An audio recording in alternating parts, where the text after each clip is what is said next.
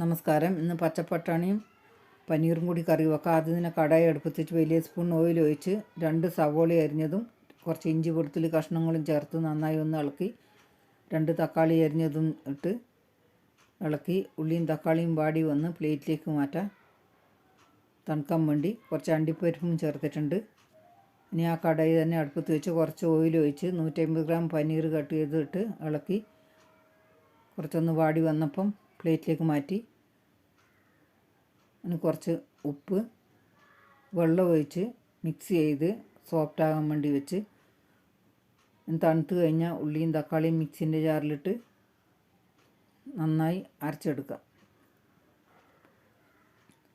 ഇനി കടായി അടുപ്പത്ത് വെച്ച് ഒരു വലിയ സ്പൂൺ നെയ്യ് ഒഴിച്ച് 1 ടീസ്പൂൺ ചെറിയ ജീരകം ചേർത്ത് 2-3 കറാമ്പും മസാല ഇലയും ചേർത്ത് 1 ടേബിൾ സ്പൂൺ മല്ലിപ്പൊടി 2-3 വറ്റൽമുളകും ഇട്ട് മിക്സ് ചെയ്ത് 1 ടേബിൾ സ്പൂൺ മിക്സ് മുളക് പൊടി ചേർത്ത് 1/4 ടീസ്പൂൺ മഞ്ഞൾപ്പൊടി ഇട്ട് ഇളക്കി അരച്ച് വെച്ച അരപ്പ് ചേർത്ത്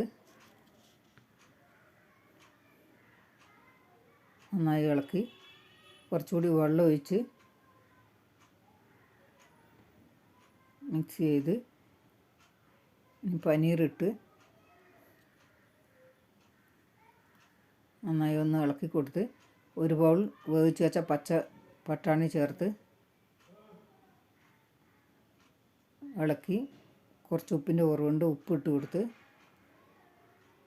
പച്ചപ്പട്ടാണി ഉപ്പിട്ട് തരുന്ന് അടച്ചു വെച്ച് കുറച്ച് നേരം അടപ്പ് തുറന്ന് 1 ടേബിൾ സ്പൂൺ മട്ടർ പനീർ മസാല ചേർത്ത് ഇതുണ്ടെങ്കിൽ ചേർത്താൽ മതി. കസ്തൂരി മേത്തിയും കുറച്ച് ചേർത്ത് മിക്സ് ചെയ്ത് കറി റെഡി ആയിട്ടുണ്ട്. നല്ല സൂപ്പർ ടേസ്റ്റാണ്. ഇഷ്ടപ്പെട്ട ലൈക്ക് ചെയ്യണേ.